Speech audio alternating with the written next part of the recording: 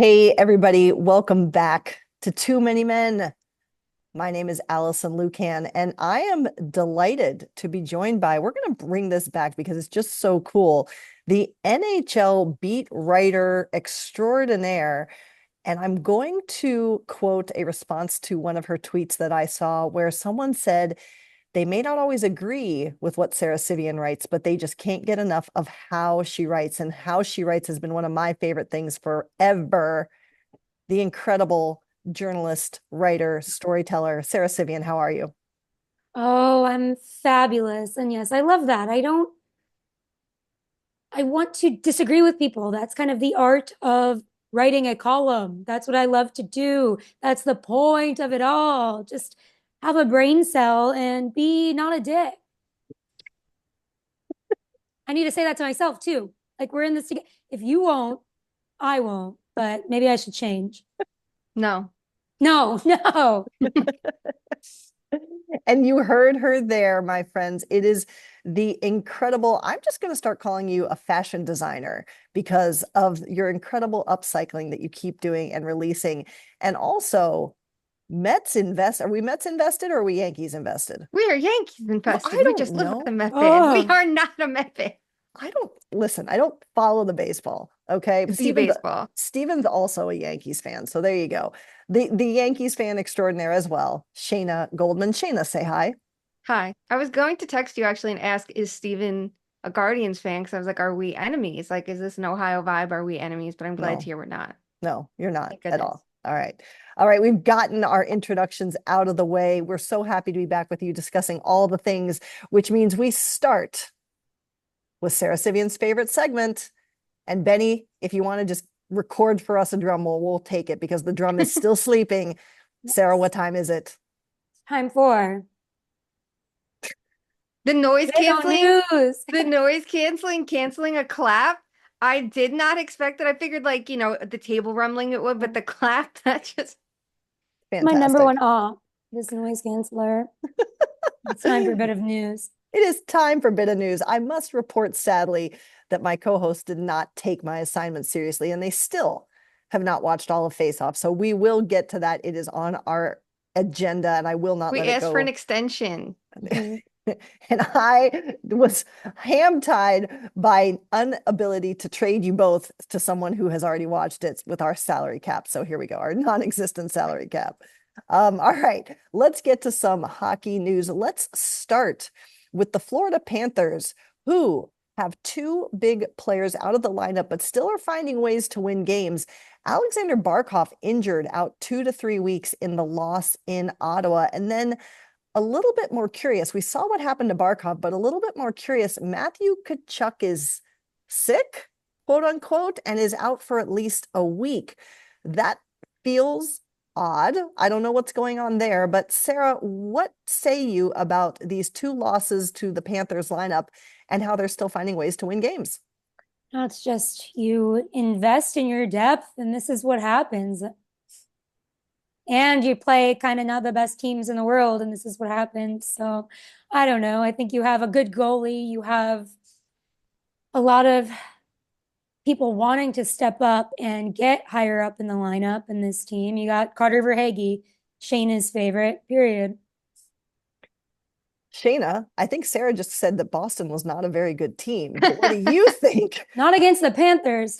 Yeah, right. Not against the Panthers. I feel like the injury is the one thing that's like stood out for me is it's allowed Sam Reinhart to shine more because last year, through all the success he had, I felt like everyone just wanted to poke holes in it and be like, well, the scoring was just super lucky and he shot almost 25%, or oh yeah, he was good defensively because he played with Barkov or whatever it was. And it's like, yes, it's true. Playing with Barkov made him a better two-way player, but he was a good two-way player in his own right. And playing with Kachuk on the power play, that's how he scored a lot of his goals. Kachuk was passing the puck a ton. But I like that he got his moment to shine a little because it's like if you look at his shot quality last year, he still could have scored 40 goals if you just go by expected goal totals before factoring anything about his talent in there.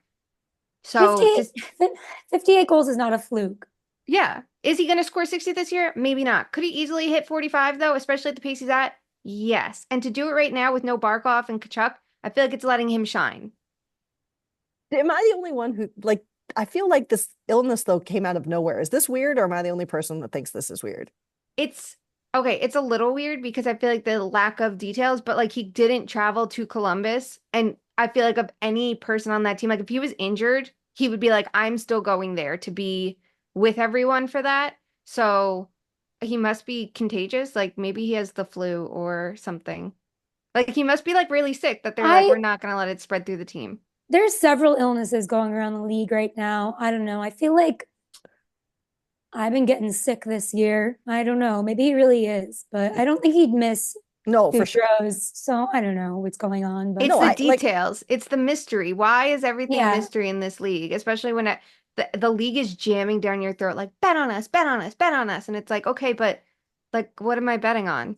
no. I think Do you know? Do I know? I think he's definitely sick. It's just weird. Like it's also weird that he like to be out a week is not an insignificant thing due to illness. That's, I guess, more what I'm saying. But anyway, go Panthers, go, apparently. Other players that are making a splash is our delightful Macklin Celebrini, first overall pick. Has a debut, he scores a goal, and then he gets hurt. I mean, if that doesn't scream San Jose Sharks luck, I don't know what does. Sara, for the little that we've been able to see, how cool was it to see Celebrini get a goal, and how much is it a shame that he's already out for a little bit here? I know the assist was almost cooler than the goal, but I loved them all. I was fully screaming. I was jumping out of my seat. I was here for celebrating. And honestly, and we'll get to this obviously, but I've been higher on Mitchkov. So it was like, all right, maybe I need to shut up and enjoy the greatness. I loved watching him. Of course, I wonder if this hip injury is related to the preseason injury he had and he like Mm. re-aggravated it. But it's good to just, I mean, it stinks that he's out this early and could be going on a tear. But at the same time, you look at what happened with Bedard last year with his jaw. If you're going to get injured, I'd rather it be okay, you have your debut, you do well, you get that confidence, then it's week to week. Shayna, I in mean, a I'll take it. Shayna, in a way, this could help San Jose continue to get a very nice draft pick, which is what they are still struggling for as they rebuild Oh, here. Do you worry for Celebrini long term, or is this just what happens and he'll come back and be fine? I think he'll come back and be fine. And I think it's going to allow the rest of the team to kind of like gel under a new head coach without him because obviously like he's now the centerpiece and they brought in a lot of talent to go around him. So he's not playing with nobodies. So that's nice and wonderful. But now it's going to let everyone else kind of like find their role and then he can come back and lead the way again because you could see at game one, like the goal was like an attempted spinning pass. To have the confidence and the balls to do that early in your NHL career, game one, you're like, I'm going to try something like that. Like it shows a confidence that you go, okay, I see why he's going to get the prime minutes. Like he's earned everything, right? He's earned every opportunity to be the centerpiece in San Jose. So let everyone else kind of fall into place. And hopefully it's just a small injury that he can come back from.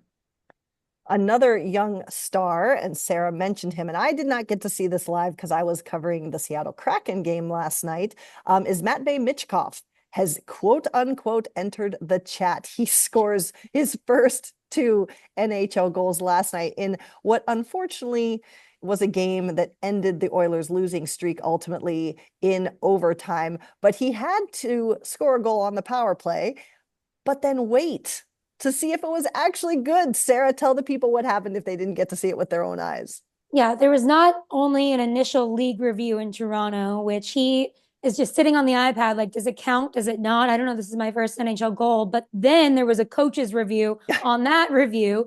And it was just like there was a blocker issue. There was a whole thing. 15 minutes later, it's a goal. So gotta hand it to him. And then he's like, you know what? That's not good enough for me. In the same period, second power play goal. So he got two goals, one period, all on the power play. And mind you, the Flyers had the league worst power play last year. So that's a very good sign for them. But what resulted was not a good sign. I was very disappointed in the Flyers for spoiling the party. But I guess Draisaitl and McDavid have realized that they are good.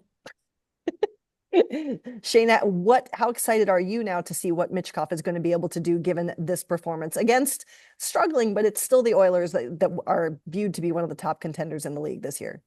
Yeah, I think it's exciting. Like you're on the road, you're going against two of the best forwards in the world. So again, I'm sure could rock your confidence a little bit. And the other part is you heard Tortorella a couple weeks ago say, like, we're not worried about the defensive stuff. We're just gonna let him do his thing offensively because he knows what he's doing. And that is much different than the Tortorella I remember as a coach in New York. And it shows how much he's evolved and changed. And I think that's so encouraging to see because everyone automatically was like, oh, how good can Mitchkov be if he's playing under Tortorella? And it's like, let him cook. And I think that they have these fun line combinations that they have like different scores and different exciting players to watch on all different lines. So I like that, off the bat, it's like, here's the hype and he's going to live up to it because, I feel like everyone wants to be critical of, everyone gets so mad about young talent when they don't play the way that they're expected to because everyone has like sky high expectations. So it's nice when a player can come in and actually do that instead of the shit talking starting negative day one. I think Torts loved that Mitchkov as a KHL career too, though, and he was kind of hanging out in there for a while. That's not like the typical trajectory that all happened, but I also think it's credit to how good Mitchkov could be that he's like, you know what? No, I'm not gonna make this guy sit out at all. Here's the thing. I love you both, but Torts has been an offensive freedom coach since his days in Columbus. Like everyone keeps saying, oh, Torts, blah, blah, blah, blah, blah. Like literally he was safe as death and he was like, go out there, be free, like Artemi Panarin, do whatever the hell you want to do. So like we just need to retire the narrative is what I'm Yep. saying. All right. Columbus was the best thing to ever happen to him, I swear. Like it changed everything about, I feel like, what we knew about him as a coach. And it was really nice because there were these like really good storytellers who told us about it, but some people nationally still need that wake up call. But it's very nice when like they're all spewing their garbage. We could be like, hey, read this. Hey, someone wrote about his coaching style here. Here's another nugget. Like learn. Well, there's one more player who scored a goal that we think is notable that we want to talk about. And this was also last night. And that's goaltender Philip Gustafson scores a goalie goal. Like we were all literally covering the Kraken game and I was at work, but that news spread like wildfire through the broadcasting crew. And it was so much fun. The Minnesota Wild, folks, with a goalie goal. Who saw it live? Who has a reaction? Anyone? I saw it live. I There you loved go. it. I loved it so much. I loved Marc-Andre Fleury being pumped up on the bench, but I really do like it for Gustafson because you look at last year and oh my God, did everything go wrong for him? And even when they changed coaches and they're like, okay, we're gonna get a new penalty kill coach because that actually was worse. He never rebounded in a way, and it put the pressure on him this year because now we knew, the Wild might come into the year with the three goalie system. How is he going to respond to that? Is he going to get traded? We've all been hearing it forever, and this is a very well covered team that like every little storyline that can be talked about will be reported on and talked about. So I'm sure that gets to you. And he responds with really strong play to start the year and a goalie goal. Fucking go off. Sarah, how much do we love a goalie goal? Oh, I love it. And I love that according to reports, Fleury was the one who, like, as a prank, was like, go for it, try to score a goalie goal. And then he did it. So it's the Fleury farewell tour is being done right. The NHL is underway, but there's another league that is about to get going, and that's the PWHL. They announced their schedule this week. Lots of big news coming out of that. Shayna, can you walk us through what's going on the women's side of the game? Yep, the PWHL season 2 kicks off in late November. It's going to be a 30-game schedule, which is an increase from 24 games last year for the regular season. So that is super exciting. You're going to start with the rivalry series. So that's like a nice little primer, get that USA Canada action in, and then the season will be underway. There's breaks along the way, again, for the rivalry series in February and then for Women's Worlds. But, we're going to just keep seeing more best on best and see how the teams gel in year 2 and what changes have been made. And, an infusion of more talent has come into the league. So it's a super exciting time. And it's more regular, right? Like there's no bullshit. There's no rushing. Like we have teams, we have names, we have logos, we have branding. Like it's a regular season. This is the normalcy now. And I think that's the best part of it. Sarah, are we going to get coverage of the women's game? I know you're slammed trying to cover 32 NHL teams as well, but there's some team right there in your backyard. I can do whatever I want with this new Substack and with the backing of people that have so kindly backed me. So you know what? I'll ask them, what do they want me to cook?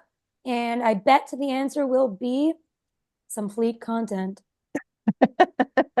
Well, we look forward to that for sure.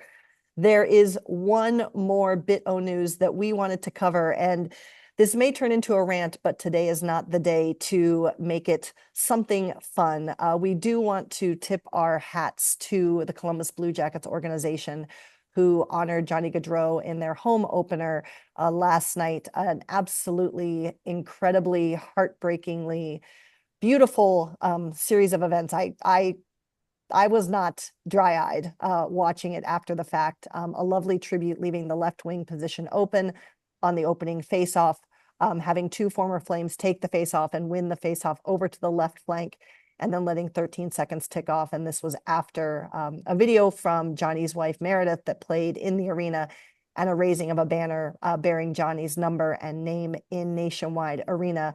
I don't know how those players did it. I can't. Sean Monahan is incredibly mentally strong and still emotionally available. It was insane.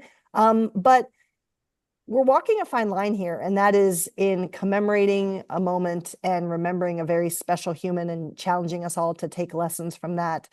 And then turning it into content hashtag and seeing family members process their grief. And Sara, I know you had some thoughts on this. I'll let you just kind of share how we balance grief, healing, remembrance, and the kind of media world we live in right now. Yeah, it's a great question. I've been grappling with it myself, especially as a freelance reporter.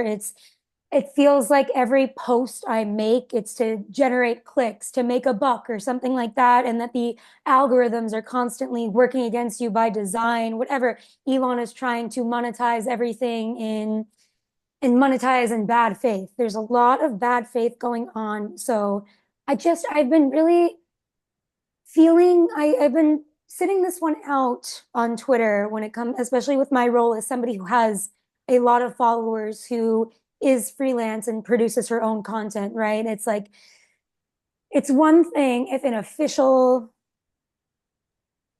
Sportsnet or somebody from the Blue Jackets or somebody from the family or somebody, a trusted reporter, is sitting there recording Johnny Gaudreau's dad at these practices.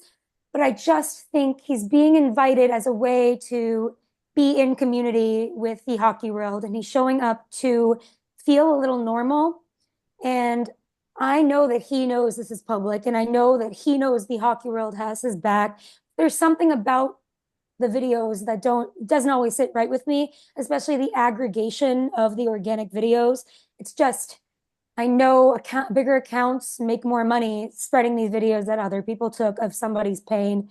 And I know it's not malicious to some extent. I know that people are just trying to share an awesome gesture that the hockey community is doing. And I know that the Gaudreau family has been outward and on social media and spreading the word and saying, don't stop talking about Johnny. So I think I might be overthinking it a little bit, but I do just wonder about the direction everything's headed when it comes to social media, monetization, late stage capitalism, grief. I know that people are doing it in good faith for the most part, but I do think the show business of it all is pretty Black Mirror for me to watch, but I've just been grappling with that and which ways to speak on it. But I think Meredith's statement was just absolutely beautiful last night. And she said, let's love hockey the way Johnny loved hockey. So I think that's the sentiment I want to focus on when it comes to the grief and the celebration of Johnny hockey, just making the whole season more about the joy and the smiles that he brought, and doing that in your own way. You don't have to act like you knew him. You can keep his spirit alive, and you don't have to retweet the videos with an emoji if you're a major publication. I just think that's cheap. And I think it makes me feel really weird. And it's something I grapple with a lot. So I guess that's my rant of the week. Yeah, you can tell when the humanity isn't there. I mean, there were certain people like live tweeting the funeral and stuff. Like, this isn't about clicks. This isn't about being first. There's commemorate. I mean, I think yesterday was the first time I put out a tweet about it, only because I wanted to show my support to the Blue Jackets family, of which I used to be a part of. And I know that that was incredibly difficult for all of them. But, we continued to say on here, if you want to see how this should be covered, this specific moment, Jeff Svoboda, who goes by Jackets Insider on Twitter, and Aaron Portzline should be your two go-tos, and they've handled it beautifully. Shayna, do you want to comment on the coverage of it, or is there anything you want to say just about the ceremony itself, or where's your head at after all of last night? Well, I'm gonna agree with you on knowing who to follow. I had the absolute pleasure of like actually getting to sit down with Aaron Portzline a couple weeks ago and talking to him. And it was the day of the funeral and just talking about like how he covers this and, knowing where to step and where not to step. And he's such a professional. Because as someone who doesn't have experience even reporting in that way, I'm like, I don't know how you know how to do this and where those like boundaries are. I think it's so important to have them, and you see that from some of the people doing the work on this. So, it's a reminder to support their work and to learn from them, right? And to know where to step and where not to step, because it isn't about you, it's about something bigger, and you don't want to like infiltrate this personal moment for everybody, but you also want to share the joy of Johnny Gaudreau. Like there's a balancing act. I just it's something about the aggregate content of it all that grinds my gears too, because I think sometimes there's a way to share what other people a simple retweet does the trick, right? If you want to comment on it, like I know I did a quote tweet saying like that was beautifully done, and I don't know how the players do it, but it's different from being like just doing it so you get the click versus the person who originally had I don't know. It gets me too, because you're like you don't want to like capitalize on this moment. There's a Yeah. difference between it. There's a way to go about it, and I feel like it's just a harsh reminder of it sometimes. But I totally agree with you, because even everything with Gaudreau being invited to coach with the Flyers and the Blue Jackets, like go back and listen to that John Tortorella press con. I know I'm on the John Tortorella train. I'm biased, but listen to the press conference and what he's talking about, like from his grief, but also reminding everybody like this is a coach. This is what he does. He stressed it Hmm. 20 times. He is Hmm. a coach. So that's part of the reasoning behind it. I don't know. I just feel like I know I like talking in circles, but like there's just a way to go about things. And I just think that if you're not going to do it right, it's hard because we don't know how, right? Like I don't know how to talk about this. I don't know Hmm. how to cover it. And I can admit that. But there's a way to do things to still highlight what needs to be highlighted and support it without making it about you.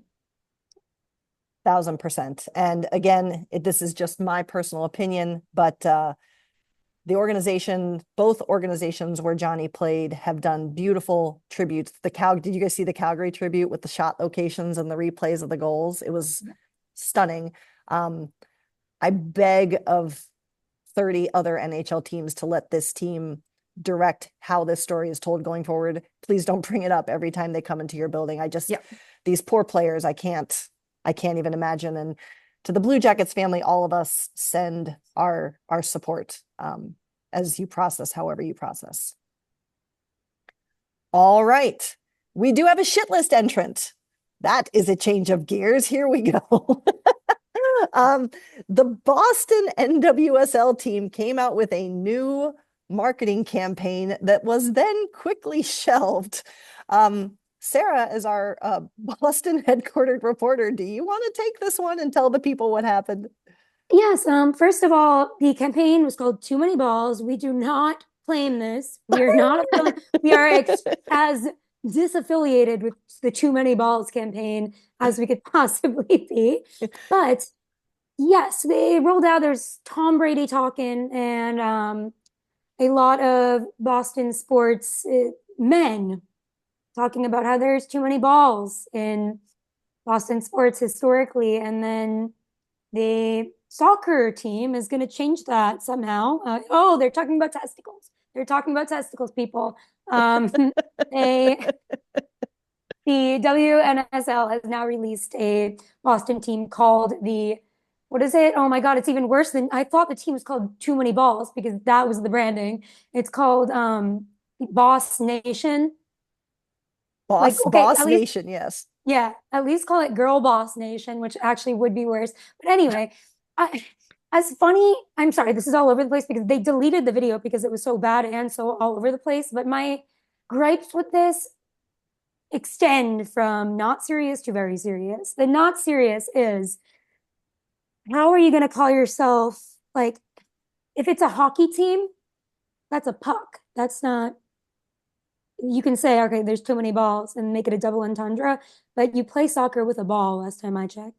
the second part of it is you don't ask Hillary Knight to be a part of this. You don't acknowledge the Fleet whatsoever or the Connecticut Sun.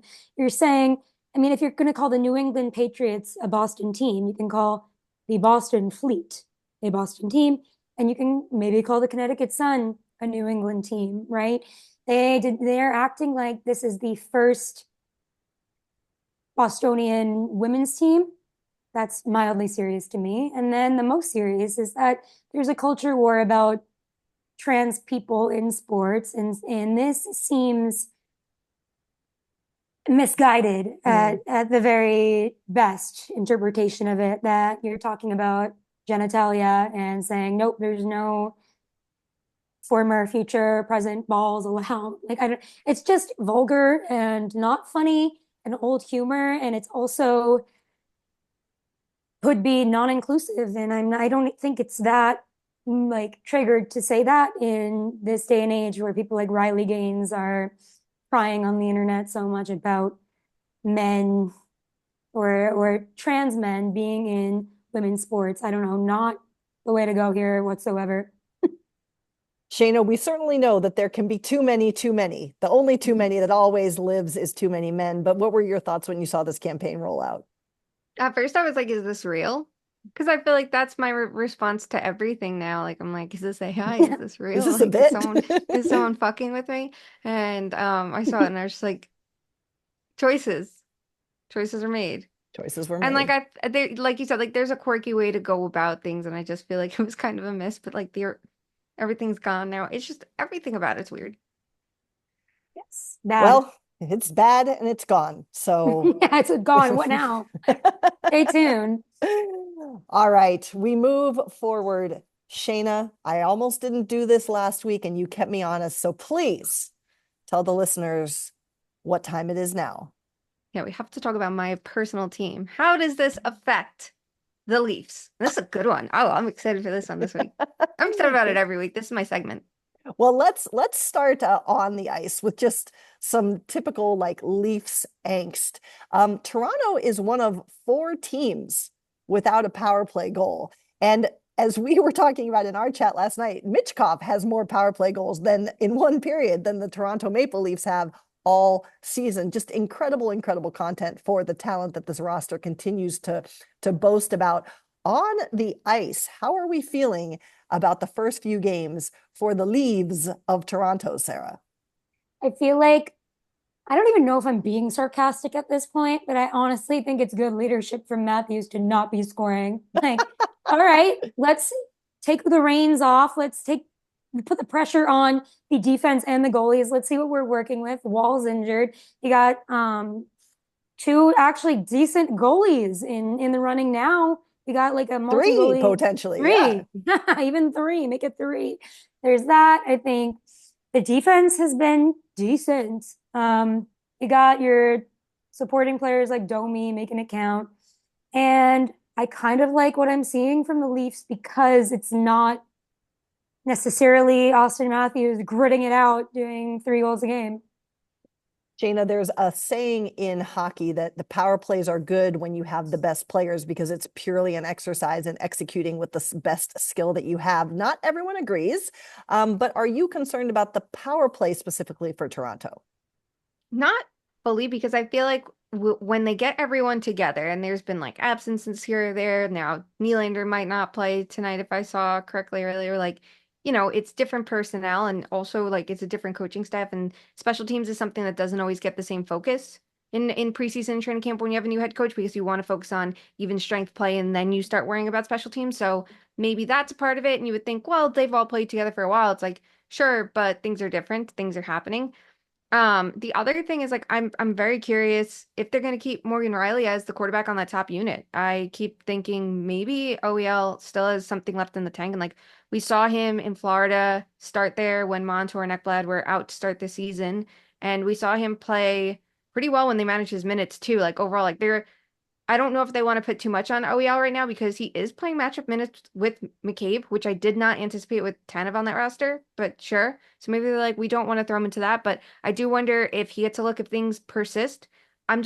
I'm not super worried yet because I think their 5-on-5 game does look really good, that I'm encouraged there. And I think the special teams will come. They have too much skill for it to not, unless they turn into the Penguins of last year, which fuck if I know what to do then. So we're not concerned about the Leafs on ice just yet, but we do have concern about a new business venture by one John Tavares. Shayna, please explain to the people. There's an amulet that What's an amulet, first of all? That's what I was wondering It's like last a night. it's like a bigger than a charm for like a yeah. necklace, I'm pretty sure. Oh, And yeah. it's like this weird like square diamond shape, and it's like supported by Russell Brand, who's like a some Mess. sort of Christian right-wing lunatic now. Who's to say? Yeah. I don't know. He's gone It to was like the every Wi-Fi. Sorry, yeah. sorry. Keep going. Well, yes. So this protects you against, I don't know, getting injected with 5G and Wi-Fi that humans are apparently getting involved with. Who is to say? I read this very long thread on it, and it was like explaining everything about the branding and marketing for this. And there's even like a chart that shows like the radiation source and how it goes through transformers into humans. Like, I mean, go on Twitter and look, but if you're watching this, you can see like there's a literal chart. And I was deeper in this than I care to admit. But apparently, John Tavares says it helps him stay healthy. And at first, I'm like, is somebody using John Tavares's marketing and using his like likeness and image without approval? You know, it was very smart. He's not in a Maple Leafs jersey. He's in a CCM jersey, which is the case when it's not It's something the that goes only through. C he'll be wearing. Hey. Oh, there you Oh. go. Maybe this is what he needed when the sea got stripped. He was like, I need something on my chest still to keep me safe, and this amulet will do the trick. Like, I feel like I read that and I was like, what? Like, this is a joke, and apparently it's real. So I'm very curious. There's so many Maple Leafs reporters. Like, I am begging for a deep dive here. Someone get to the bottom of this and figure out what the hell is going on, and if this is something like Tavares is actually into, because I need to know. This is Doesn't like, it doesn't it fuck with the Wi-Fi? So Steve Simmons could do it and we wouldn't have to like read one of his columns for 2 weeks. there we go. It reminds me, like, what was it? There was that water that Russell Wilson was pumping up a couple years ago and was saying like it helped with concussions.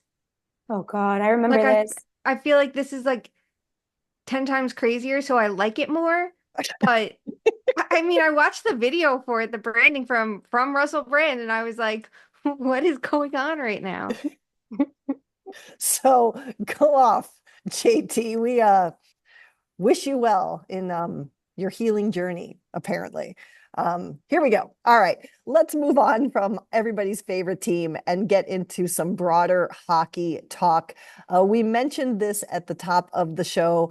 Edmonton has since ruined the narrative a little bit by actually winning a game, although it did take post-regulation play.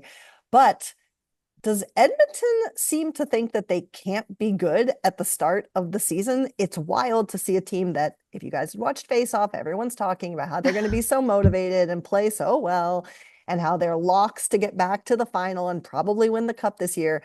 And until last night, which was their fourth game of the season, they had not won a game. Shayna, are we concerned about the Oilers of Edmonton?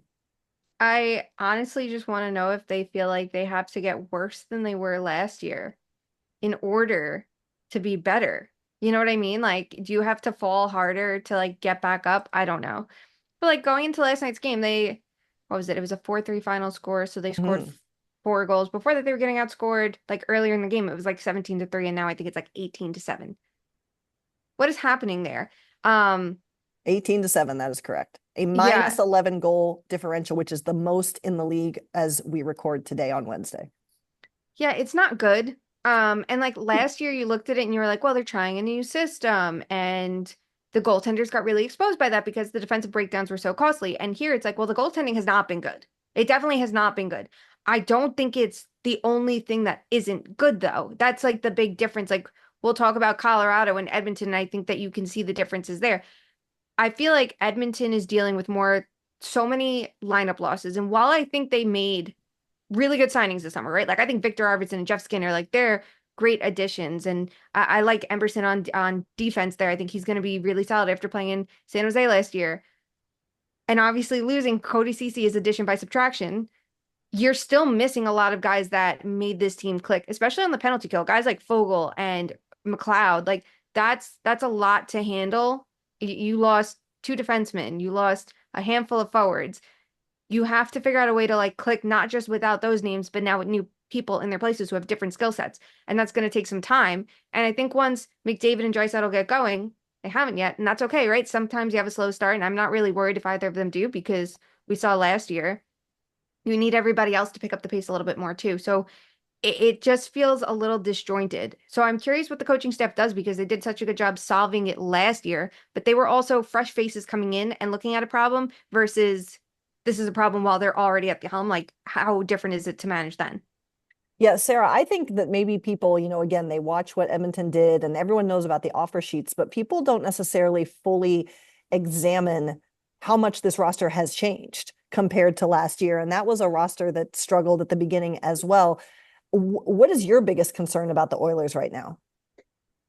I I'm not too worried about them. I'm going to be completely honest with you, but I will say it always goes back to defense for me. Like I looked at the third pairing and I was like, oh, I understand why they're losing every single like no offense, but it's kind of the pressure on their best players to be absolutely it's a kind of the lack of depth. But that being said, their best players are so good that it just ends up working and you know that they're just going to figure it out, right? But when it's a tough scene on defense when Bouchard isn't firing and it's just the Darnell Nurse contract has handcuffed them. So what worries me is if they don't extremely get going and they identify a clear need that they might have, or if somebody gets hurt, it's going to be really tough to find something at the trade deadline. But other than that, I don't know. Last night was pretty encouraging. Do you expect Stanton Bowman to be the guy to navigate a cap crunch though? Like, No. even if you put aside everything and just focus on the on ice, you're still looking at someone who has a really shitty track record as a general manager, Mm-hmm. and he's done such a poor job navigating his own doings, right? In years past, his answer has been like, I will bring back a player I've had 10 times. Let me trade Artemi Panarin for Brendan Saad. Let me bring Johnny Oduya back 3 times. Like, he never has a creative moment that it's like, what are you going to do here? Especially when there are those big contracts to deal with. Their offseason was so exciting and so great before he took over. Mm-hmm. So Well, we're going to find out one way or the other. But Edmonton, to Sarah's point, has now destroyed the narrative of not having won a game. But there are 4 teams that still have not won a game. One of those is San Jose, which, as we've discussed a little bit, we kind of expect from them. Unfortunately, it's going to be a tough season to go with the way that they're still building. But the other 3 raise some question marks. Let's go through those quickly here to round out our hockey talk. Sarah, are the Avs okay? Last episode, we talked about how their lineup is really stretched thin and they don't have the talent.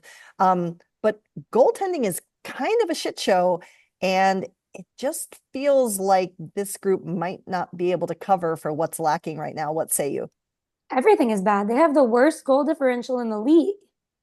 The Avalanche, like you wouldn't think that ever, and here we are, though. I obviously the question marks headed into the season are glaring. They need more scoring, but the goaltending has been a disaster. I will say so myself. I think they might have to be looking for other options. It's not pretty. Shayna, how concerned are you about the Avs? yeah, like the forward group, we knew they'd be shorthanded till potentially Landeskog or Nichushkin return, but now it's, you're without Druin, you're without Lehkonen. Yeah. Now you're without Taves on the back end. So those injuries are concerning, but the reinforcements are coming. And I think when they do, like, it'll really strengthen the entire group.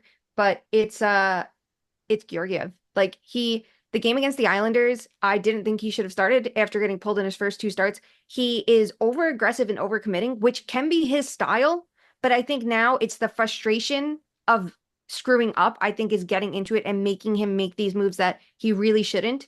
And he isn't settling himself down in these games. So that's something the goalie coaches are going to have to work on with him. And he's going to have to work with himself because it's just not going to work if he can't settle into these games a little better after bad starts. Yeah, isn't his save percentage like 686 or something like it's really bad.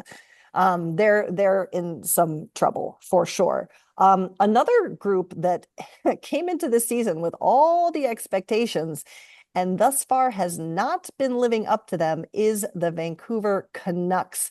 They are 0-1 and 2, so they do have two standings points, unlike Colorado, which has none. But Vancouver seems to be gripping the sticks a little too tight, as the people like to say. Sara, are you concerned about Vancouver for this season? Yes. Um, I always go on Vancouver radio, just have a special connection with them. And everybody was a little too excited about Derek Forbort, who was barely in the Bruins lineup. I'm like, this is, and And I feel Daniel bad. Sprong, don't forget, he was going Yeah, to say he's already been scratched. I feel bad because I like Forbert's personality and I think he's a great guy, but I just like that's not your man. That's not like this third pairing defenseman is not going to save you. And they were really wanting him to save the franchise. And first, like you need a goalie, which it's not looking like the Cinderella story has expired and it's time to turn into a pumpkin. I am disappointed in Jake DeBrusk's start. I want to see a little more out of him. I know he's probably more disappointed in himself than anybody else could be, but the air of mystery around Demko, it's Who reported that first? That Demko was going to have I mean, like I don't even want to be right. That would be Sara. Because I do want them to figure it out. It's detrimental to the franchise at this point. I think you can't like it. It's kind of a joke of a franchise move. Figure it out. Get a new goalie and do what you have to do to be successful. I'm disappointed in Pedersen too. And I think how many times can we say, oh no, he had a good game when you pay him that much and he's expected to do more and he has a 0 point night. Yes, and Vancouver, as the three of us all know well, is a market that is always in angst. And now they finally have these expectations. Is the pressure part of the problem, Shayna, do you think, for this group? I think in a way it is because it's like you have the pressure of performing without a number one goalie and showing, hey, we can get by without that because everyone called them, the PDO Warriors of last season. And what's a part of that? Your save percentage. And you don't have Demko's save percentage now to back you up. That pressure is going to mount because you have to do something in front of the net. And we saw them do it last year down the stretch, right? Like they got so much better defensively. They really improved at 5-on-5 heading into the playoffs and showed that beginning of the season wasn't just a mirage and they could get better. But you have to pick up where you left off because right now you had 20 really good minutes and then it's all kind of gone to shit. And I don't think that they were a total disaster last night and they just weren't capitalizing, but it doesn't look good. And I feel like the pressure is mounting for the team as a whole, and especially, like you said, on Pedersen, because Besser and Miller came to the season and they're scoring goals. And now you have a player who is coming off a bad postseason where everyone was like, well, he must be hurt. And the coaches are like, besties, he's not hurt. He's just not playing well. That's got to make it even tougher of a situation. It's going to be interesting to see if Rick Tocchet can turn the screws the right way again. He was credited with a lot of their turnaround last season, and now he's got to see if he can take them to the next level. And they're going to face the Florida Panthers in their next game. So we'll see if that can be the first win or not. The schedule doesn't get super easy for a while for them. They have a couple soft spots, but not many. There's one more team that has not a single win, and that is the team that was beaten 7-3 by the Seattle Kraken, the mighty Kraken last night. And that is the Nashville Predators, which was one of the teams that was lauded for all of their offseason moves, bringing in Stamkos, bringing in Shea, bringing in Marchessault. And obviously I watched that game last night and they looked good to start, but then like the third period, they were just flat. They were not checking. They were not holding their gaps close. It was just like they gave up. And through two periods, now it rebounded towards the end, but through two periods, I think it was Stamkos had like one shot attempt. So it's not off to a stellar start for a team that made a lot of big moves, hoping to be a big time contender. Shayna, are you concerned about Nashville?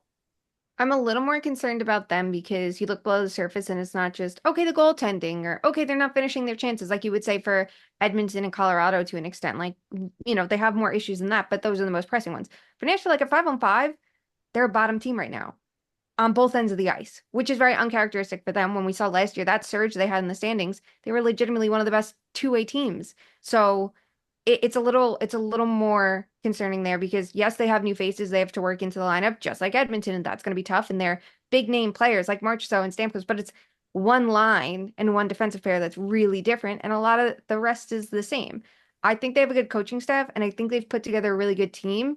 So, here you go. I think they have the makings to turn it around again, just like they did last year. But um, it doesn't look good to start. It really doesn't look good to start. And I know like opening the season against Dallas isn't easy and stuff like that, but not an ideal stretch. I feel like some adversity could be good, but this is like, hello, wake up. Season started. Have the Preds been defanged, Sarah? Are we worried? I'm definitely worried. I was expecting better vibes, especially, well, you know what? Sometimes it is like you got Marchessault, you've got Shay, like you said, all the new people, Stamkos. These are people that have been with certain franchises for a while. And I do think it takes a bit to get gelled up with a new franchise. And it's a lot of competing players that have been big personalities at other places. So I will say I'll give it a few more weeks. All right. Well, we'll see who is still winless, if anyone, when we come back next week. There's one more sports topic that we wanted to talk about, and this is something I put out on Twitter yesterday being Tuesday. Sam Bloom of The Athletic wrote an article. He's a MLB reporter, and his article was more baseball focused.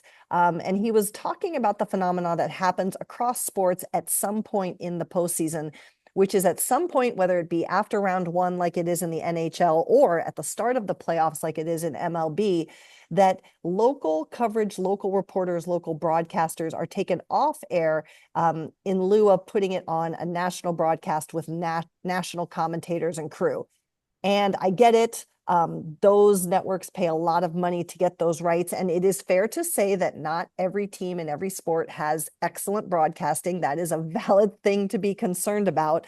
And while I disagreed with Bloom's article a little bit, because honestly, to me, it came across a little whiny, like the local reporters were like, I don't get to cover this game, and that would be cool for me. I do think it's a loss for people who've worked so hard to cover a team for an entire season. And most importantly, and I've said this for years, it really frustrates me because the playoffs are when teams get in the spotlight, right? And that's when you want people to get to know your organization. And through no fault of their own, no national broadcaster can know all the ins and outs of the stories that have gone into the team being where they are right now. And you lose all of that when you take your local broadcasters off the air. I mean, at least have them on maybe for an intermission, or have them be a third voice in a booth for a certain part of a game or something like this. But I do think it's a really frustrating phenomena that I understand, but I think we're not doing right in terms of building the stories of these teams and also respecting the work that goes into covering a really long season, particularly in the the NHL and the MLB. Shayna, you said, yes, add this to the agenda. What did you want to add on the topic? Yeah, it's something that's bothered me for a while because on the one hand, you go, here's a huge moment. I want to hear the person calling it that I hear for 82 games, right? You're a Red Wings fan. You want Ken Daniels to take those moments because he transforms those moments. You look at what he did down the stretch with the Red Wings last year. They were iconic calls for Lucas Raymond saving the season, and you want that in the postseason. But I know you can't do that, and I get why it doesn't work that way, right? Because you can't have it that it's like two different, like locally everyone's going to get this, and nationally everyone else is going to get that. Like it's an option, but it's not going to work. So it bugs me. And like I know for hockey, right? Like I am in New York. I've listened to Sam Rosen's voice forever. It's going to be disappointing when this is his last year and it's going to end in the regular season. But I know, he generally does national radio. So you can still hear him on the call for a national game, but not everyone can say that, right? The Eastern Conference national radio is going to be Sam Rosen. That could be for the Islanders, the Hurricanes, the Tampa Bay Lightning, not necessarily even the Rangers. So you lose something with it. But I like what you were saying, like you can involve them in some ways. Exactly what I was thinking. Like I know every national broadcast has their team, right? They have their team of people in all of the positions and all of the facets of it. And sometimes it's exciting, right? Like I'm watching the Yankee series and I see it's not Bob Costas. I see they have a 4-man crew and I'm like, this fucking rules. And I'm hyped. It feels like, okay, this is the big leagues and this is the moment. And I'm excited for that. But there's a way to have a sideline reporter for each team that comes from the broadcast. There's a way to have, like you said, intermission segments. You have on, the play-by-play guy for whatever team or the analyst, the in-studio analyst to tell a story. It's not saying take Emily Kaplan off ESPN's national broadcast when she'd be doing that.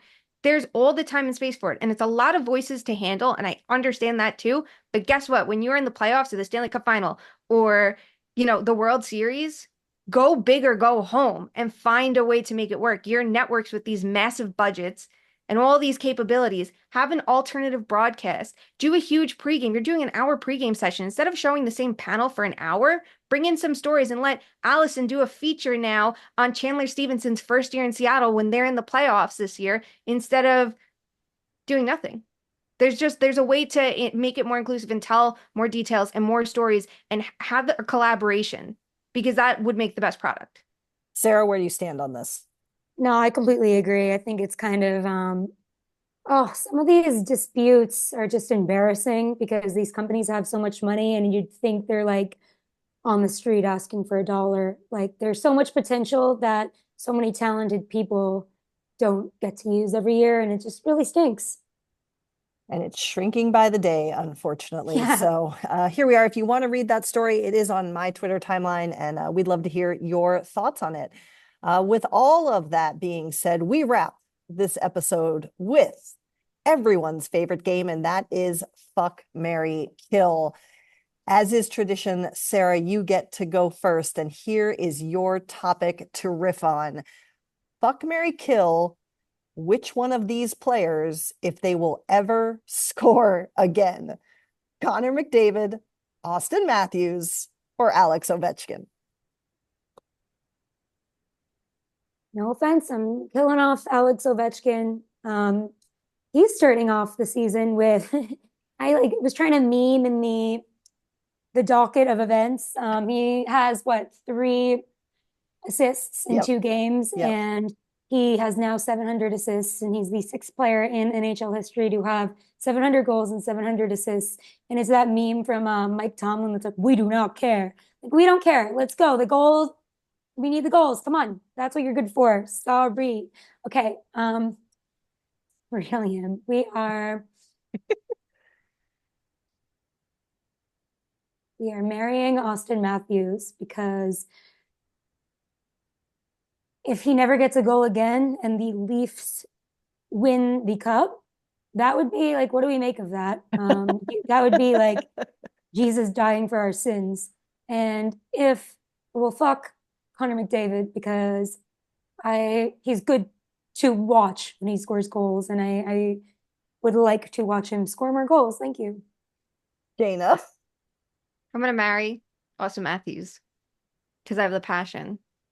I need. Your Leaf fandom is strong. You're very on brand. Good job. Yeah. It's so funny. So many people think I'm serious about it, and they're like, well, you're Leafs. And I'm like, I really did this, didn't I? Just left Utah Why would behind. anybody think you were serious? People are so Also, gullible. people think I'm also like Dom reincarnated. Like on my stories, be like, okay, Dom. And they're talking to me, like not reading the byline. I'm like, I'm not Dom. There's video in this story. This is me, not Dom. I don't know. And I also spell things differently than him, but hey, who's to say? That's the fact. But no, I think the chaos of the Leafs and whatever, and also like I want to see what he can do. I want to see him just push the bounds every single year because it's exciting. I love watching Austin Matthews play. I love how he's rounded out his game, and he's such an exciting player that I want to see. Can he score 60 again? Can he hit 70? Like, go score goals, do your job, buddy. You're the highest paid player in the league. Let's see it. I'm gonna fuck Alex Ovechkin because the goal race is interesting. I mean, like I got to write about it last year and I had so much fun doing it, just watching their power play setups and trying to figure out why he doesn't score and trying to figure out why he does score is just exciting to me. And, it's always interesting to see history made, especially in this era versus the 70s and 80s. And I will kill Connor McDavid because you know what? I don't want you to score goals this year, Connor. My bestie Connor got 100 assists last year, and we had fun debates about the value of assists versus goals. And I thought it was really interesting because it's a great conversation to have. I want him to have 140 points this year, and I want them to all be assists because I think that's great. And I want Zach Hyman to get all the goals because we love his dad probably paid for that. God. All right. Okay, so I heard the game differently, I think, than you did. So I'm marrying the person I don't want to score ever again, right? Oh, so well, then yes. Sorry. No, it's fine. It's good. This is why we debate. As Sara said, we like debate. So therefore, I am going to marry Connor McDavid. Not for the reasons that you said, Shayna, but more because we just love Oilers angst, and it's just we need to live in that space. And it would just be hilarious. But yes, I'll have him get all the assists. That would be fine too. I'm going to fuck Austin Matthews because only below Edmonton Oilers strife is Maple Leaf strife. And if Austin Matthews can't score, again, now we just have a new narrative, and it's all part of the core four. And then, what's going to happen? And still they'll ship out Mitch Marner and everyone will think that's the right move, but who's to say? And I am also over the Ovechkin narrative, so I will kill him. There we have Sara. Yeah. Don't let Putin listen to this episode. All right. Well, that will do it for us, my friends. As always, we so appreciate you listening and hanging out with us. We have fun. We hope you do too. And if you want to hang out and connect with us when we're not in an episode, you can follow us on social. We are at 2_much_man on both Instagram and Twitter. We'd love to see you there. Let us know your thoughts. Let us know, again, we're going to be recording hopefully in the next couple of weeks that special episode about breaking into the industry, particularly as a woman. If you have questions or topics you want us to talk about there, send them to us. And support us with merch. You can get anything your little heart desires at toomanymenmerch.com. It's getting to hoodie season. It's getting to toque season. We have those for you, and they're really nice. Buy one, support it all. And until we talk again, please do something, no matter how big or small, to make sure that hockey truly is for everyone. We will talk to you soon. Love you. Bye.